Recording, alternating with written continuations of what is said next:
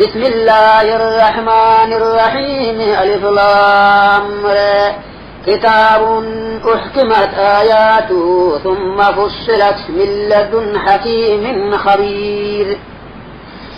ألا تعبدوا إلا الله إنني لكم منه نذير وبشير وأن استغفروا ربكم ثم توبوا إليه يمتعكم متاعا حسنا إلى أجل مسمى ويؤتي كل ذي فضل فضله وإن تولوا فإني أخاف عليكم عذاب يوم كبير إلى الله مرجعكم وهو على كل شيء قدير ألا إنهم يثنون صدورهم ليستخفوا منه ألا حين يستغشون ثيابهم يعلم ما يسرون وما يعلنون إنه عليم بذات الصدور وما من دابة في الأرض إلا على الله رزقها ويعلم مستقرها ومستودعها كل في كتاب مبين وهو الذي خلق السماوات والأرض في 6 أيام وكان عرشه على الماء ليبلوكم أيكم أحسن عملا ولئن قلت إنكم مبعوثون من بعد الموت ليقولن الذين كفروا إن هذا إلا سحر مبين ولئن أخرنا عنهم العذاب إلى أمة معدودة ليقولن ما يحبسه ألا يوم يأتيهم ليس مصروفا عنهم وحاق بهم ما كانوا به يستهزئون ولئن أذقنا الإنسان منا رحمة ثم نزعناها منه إنه ليئوس كفور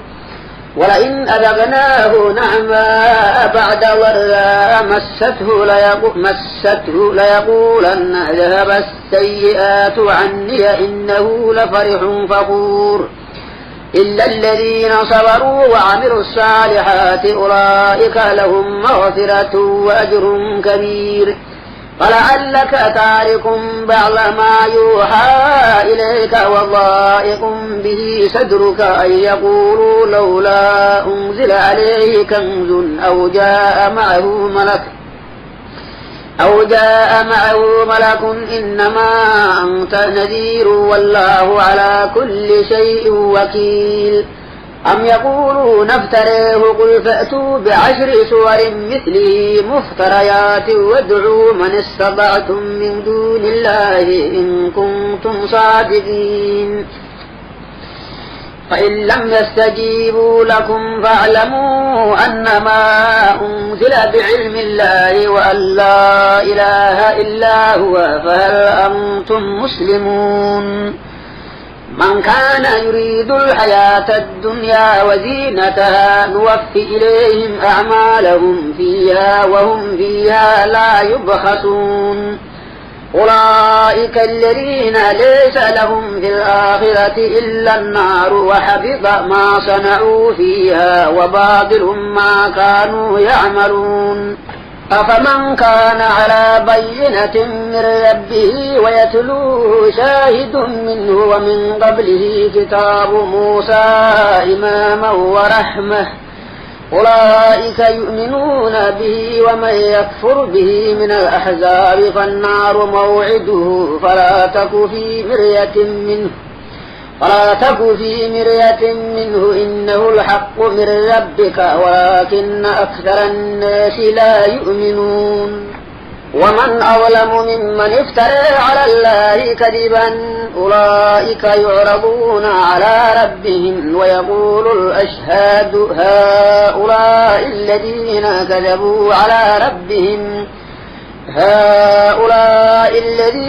كذبوا على ربهم ألا لعنة الله على الظالمين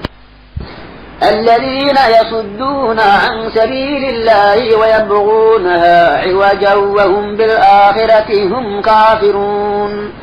أولئك لم يكونوا معجزين في الأرض وما كان لهم من دون الله من أولياء يضاعف لهم العذاب ما كانوا يستطيعون السمع وما كانوا يبصرون أولئك الذين خسروا أنفسهم وضل عنهم ما كانوا يفترون لا جرم أنهم في الآخرة هم الأخسرون إن الذين آمنوا وعملوا الصالحات وأخبتوا إلى ربهم أولئك أصحاب الجنة هم فيها خالدون مثل الفريقين كالأعمى والأصم والبصير والسميع هل يستويان مثلا أفلا تذكرون ولقد أرسلنا نوحا إلى قومه أني لكم نذير مبين ألا تعبدوا إلا الله إني أخاف عليكم عذاب يوم أليم فقال الملأ الذين كفروا من قومه ما نريك إلا بشرا مثلنا وما نريك اتبعك إلا الذين هم أرادلنا بادئ الرأي وما نري لكم علينا من فضل بل نظنكم كاذبين قال يا قوم أرأيتم إن كنت على بينة من ربي وآتاني رحمة من عنده فعميت عليكم أنلزمكموها وأنتم لا كارهون ويا قوم لا أسألكم عليه مالا إن أجري إلا على الله وما أنا بطارد الذين آمنوا إنهم ملاقو ربهم ولكني أريكم قوما تجهلون ويا قوم من ينصرني من الله إن طردتهم أفلا تذكرون ولا أقول لكم عندي خزائن الله ولا أعلم الغيب ولا أقول إني ملك ولا أقول للذين تزدري أعينكم لن يؤتيهم الله خيرا الله أعلم بما في أنفسهم إني إذا لمن الظالمين قالوا يا نوح قد جادلتنا فأكثرت جدالنا فأتنا بما تعدنا إن كنت من الصادقين قال إنما يأتيكم به الله إن شاء وما أنتم بمعجزين ولا ينفعكم نصحي إن أردت أن أنصح لكم إن كان الله يريد أن يغويكم هو ربكم وإليه ترجعون أم يقولون افتريه قل إن افتريته فعلي إجرامي وأنا بريء مما تجرمون وأوحي إلى نوح أنه لن يؤمن من قومك إلا من قد آمن فلا تبتئس بما كانوا يفعلون واصنع الفلك بأعيننا ووحينا ولا تخاطبني في الذين ظلموا إنهم مغرقون ويصنع الفلك وكلما مر عليه ملأ من قومه سخروا منه قال إن تسخروا منا فإنا نسخر منكم كما تسخرون فسوف تعلمون من يأتيه عذاب يخزيه ويحل عليه عذاب مقيم حتى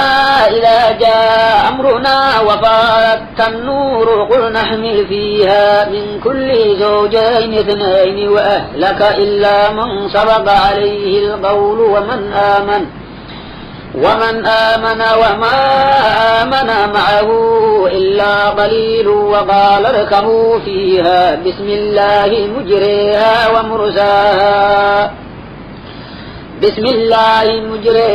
ومرساها إن ربي لغفور رحيم وهي تجري بهم في موج كالجبال ونادى نوح ابنه وكان في معزل يا بني اركب معنا ولا تكن مع الكافرين قال سآوي إلى جبل يعصمني من الماء قال لا عاصم اليوم من أمر الله إلا من رحم وحال بينهما الموج فكان من المغرقين وقيل يا أرض ابلعي ماءك ويا سماء أقلعي وغيض الماء وقضي الأمر واستوت على الجود وقيل بعدا للقوم الظالمين ونادى نوح ربه فقال رب إن ابني من أهلي وإن وعدك الحق وأنت أحكم الحاكمين قال يا نوح إنه ليس من أهلك إنه عمل غير صالح فلا تسألني ما ليس لك به علم إني أعظك أن تكون من الجاهلين قال رب إني أعوذ بك أن أسألك ما ليس لي به علم وإلا تغفر لي وترحمني أكن من الخاسرين قيل يا نوح اهبط بسلام منا وبركات عليك وعلى ممن معك وأمم سنمتعهم ثم يمسهم منا عذاب أليم تلك من أنباء الغيب نوحيها إليك ما كنت تعلمها أنت ولا قومك من قبل هذا فاصبر إن العاقبة للمتقين وإلى عاد أخاهم هودا قال يا قوم اعبدوا الله ما لكم من إله غيره وإن أنتم إلا مفترون يا قوم لا أسألكم عليه أجرا إن أجري إلا على الذي فضلني أفلا تعذرون ويا قوم استغفروا ربكم ثم توبوا إليه يرسل السماء عليكم مدرارا ويزدكم قوة إلى قوتكم ولا تتولوا مجرمين قالوا يا هود ما جئتنا ببينة وما نحن بتاركي آلهتنا عن قولك وما نحن لك بمؤمنين إن نقول إلا اعتريك بعض آلهتنا بسوء قال إني أشهد الله واشهدوا أني بريء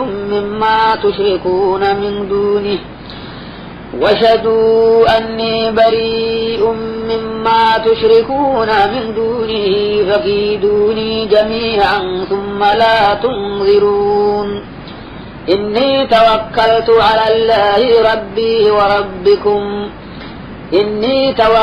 على الله ربي وربكم ما من دابة إلا هو آخذ بناصيتها إن ربي على صراط مستقيم فإن تولوا فقد أبلغتكم ما أرسلت به إليكم ويستخلف ربي قوما غيركم ولا تضرونه شيئا إن ربي على كل شيء حفيظ ولما جاء أمرنا نجينا هودا والذين آمنوا معه برحمة منا ونجيناهم من عذاب غليظ وتلك عاد جحدوا بآيات ربهم وعصوا رسله واتبعوا أمر كل جبار عنيد وأتبعوا في هذه الدنيا لعنة ويوم القيامة ألا إن عادا كفروا ربهم ألا بعدا لعاد قوم هود وإلى ثمود أخاهم صالحا قال يا قوم اعبدوا الله ما لكم من إله غيره هو أنشأكم من الأرض واستعمركم فيها فاستغفروه ثم توبوا إليه إن ربي قريب مجيب. قالوا يا صالح قد كنت فينا مرجوا قبل هذا أتنهانا أن نعبد ما يعبد آباؤنا وإننا لفي شك مما تدعونا إليه مريب. قال يا قوم أرأيتم إن كنت على بينة من ربي وآتاني منه رحمة فمن ينصرني من الله إن عصيته فما تزيدونني غير تخسير. ويا قوم هذه ناقة الله لكم آية فذروها تأكل في أرض الله ولا تمسوها بسوء فيأخذكم عذاب قريب. فعبروها فقال تمتعوا في داركم 3 أيام ذلك وعد غير مكذوب. فلما جاء أمرنا نجينا صالحا والذين آمنوا معه برحمة منا ومن خزي يومئذ إن ربك هو القوي العزيز. وأخذ الذين ظلموا الصيحة فأصبحوا في ديارهم جاثمين كأن لم يغنوا فيها ألا إن ثمودا كفروا ربهم ألا بعدا لثمود. ولقد جاءت رسلنا إبراهيم بالبشر قالوا سلاما قال سلام فما لبث أن جاء بعجل حنيذ. فلما رأى أيديهم لا تصل إليه نكرهم وأوجس منهم خيفة قالوا لا تخف إنا أرسلنا إلى قوم لوط وامرأته قائمة فضحكت فبشرناها بإسحاق ومن وراء إسحاق يعقوب. قالت يا ويلتى آلد وأنا عجوز وهذا بعلي شيخا إن هذا لشيء عجيب. قالوا أتعجبين من أمر الله رحمة الله وبركاته عليكم أهل البيت إنه حميد مجيد. فلما ذاب عن إبراهيم الروع وجاءته البشر يجادلنا في قوم لوط إن إبراهيم لحليم أواه منيب. يا إبراهيم أعرض عن هذا إنه قد جاء أمر ربك وإنهم آتيهم عذاب غير مردود. ولما جاءت رسلنا لوطا سيء بهم وضاق بهم ذرعا وقال هذا يوم عصيب. وجاءه قومه يهرعون إليه ومن قبل كانوا يعملون السيئات. قال يا قوم هؤلاء بناتي هن أطهر لكم فاتقوا الله ولا تخزوني في ضيفي أليس منكم رجل رشيد. قالوا لقد علمت ما لنا في بناتك من حق وإنك لتعلم ما نريد. قال لو أن لي بكم قوة أو آوي إلى ركن شديد. قالوا يا لوط إنا رسل ربك لن يصلوا إليك فأسر بأهلك بقطع من الليل ولا يلتفت منكم أحد إلا امرأتك إنه مصيبها ما أصابهم إن موعدهم الصبح أليس الصبح بقريب. فلما جاء أمرنا جعلنا عاليها سافلها وأنبرنا عليها حجارة من سجيل منضود مسومة عند ربك وما هي من الظالمين ببعيد. وإلى مدين أخاهم شعيبا قال يا قوم اعبدوا الله ما لكم من إله غيره ولا تنقصوا المكيال والميزان إني عليكم بخير وإني أخاف عليكم عذاب يوم محيط ويا قوم أوفوا المكيال والميزان بالقسط ولا تبخسوا الناس أشياءهم ولا تعثوا في الأرض مفسدين بقية الله خير لكم إن كنتم مؤمنين وما أنا عليكم بحفيظ قالوا يا شعيب أصلواتك تأمرك أن نترك ما يعبد آباؤنا أو أن نفعل في أموالنا ما نشاء إنك لأنت العليم الرشيد قال يا قوم أرأيتم إن كنت على بينة من ربي ورزقني منه رزقا حسنا وما أريد أن أخالفكم إلى ما أنهاكم عنه إن أريد إلا الإصلاح ما استطعت وما توفيقي إلا بالله عليه توكلت وإليه أنيب ويا قوم لا يجرمنكم شقاقي أن يصيبكم مثل ما أصاب قوم نوح أو قوم هود أو قوم صالح وما قوم لوط منكم ببعيد واستغفروا ربكم ثم توبوا إليه إن ربي رحيم ودود قالوا يا شعيب ما نفقه كثيرا مما تقول وإنا لنريك فينا ضعيفا ولولا رهبك لرجمناك وما أنت علينا بعزيز قال يا قوم أرهدي أعز عليكم من الله واتخذتموه وراءكم ظهريا إن ربي بما تعملون محيط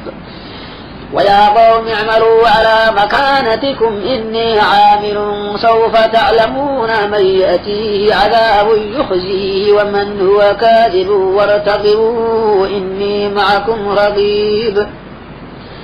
ولما جاء أمرنا نجينا شعيبا والذين آمنوا معه برحمة منا وأخذت الذين ظلموا الصيحة فأصبحوا في ديارهم جاثمين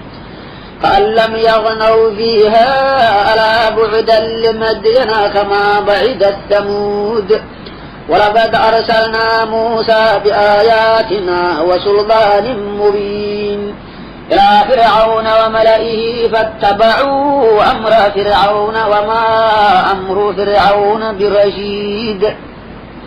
يقدم قومه يوم القيامة فأوردهم النار وبئس الورد المورود وأتبعوا في هذه لعنة ويوم القيامة بئس الرفد المرفود ذلك من أنباء القرى نقصه عليك منها قائب وحصيد وما ظلمناهم ولكن ظلموا أنفسهم فما أغنت عنهم آلهتهم التي يدعون من دون الله من شيء لما جاء أمر ربك وما زادوهم غير تتبيب وكذلك أخذ ربك إذا أخذ القرى وهي ظالمة إن أخذه أليم شديد إن في ذلك لآية لمن خاف عذاب الآخرة ذلك يوم مجموع له الناس وذلك يوم مشهود وما نؤخره إلا لأجل معدود يوم يأتي لا تكلم نفس إلا بإذنه فمنهم شقي وسعيد فأما الذين شقوا ففي النار لهم فيها زفير وشهيد خالدين فيها ما دامت السماوات والأرض إلا ما شاء ربك إن ربك فعال لما يريد وأما الذين سعدوا ففي الجنة خالدين فيها ما دامت السماوات والأرض إلا ما شاء ربك عطاء غير مجذوذ فلا تك في مرية مما يعبد هؤلاء ما يعبدون إلا كما يعبد آباؤهم من قبل وإنا لموفوهم نصيبهم غير منقوص ولقد آتينا موسى الكتاب فاختلف فيه ولولا كلمة سبقت من ربك لقضي بينهم وإنهم لفي شك منه مريب وإن كلا لما ليوفينهم ربك أعمالهم إنه بما يعملون خبير فاستقم كما أمرت ومن تاب معك ولا تدعوا إنه بما تعملون بصير ولا تركنوا إلى الذين ظلموا فتمسكم النار وما لكم من دون الله من أولياء ثم لا تنصرون وأقم الصلاة طرفي النهار وزلفا من الليل إن الحسنات يذهبن السيئات ذلك ذكرى للذاكرين واصبر فإن الله لا يضيع أجر المحسنين فلولا كان من القرون من قبلكم أولو بقية ينهون عن الفساد في الأرض إلا قليلا ممن أنجينا منهم واتبع الذين ظلموا ما أترفوا فيه وكانوا مجرمين وما كان ربك ليهلك القرى بظلم وأهلها مصلحون ولو شاء ربك لجعل الناس أمة واحدة ولا يزالون مختلفين إلا من رحم ربك ولذلك خلقهم وتمت كلمة ربك لأملأن جهنم من الجنة والناس أجمعين وكلا نقص عليك من أنباء الرسل ما نثبت به فؤادك وجاءك في هذه الحق وموعظة وذكرى للمؤمنين وقل للذين لا يؤمنون اعملوا على مكانتكم إنا عاملون وانتظروا إنا منتظرون ولله غيب السماوات والأرض وإليه يرجع الأمر كله فاعبده وتوكل عليه وما ربك بغافل عما يعملون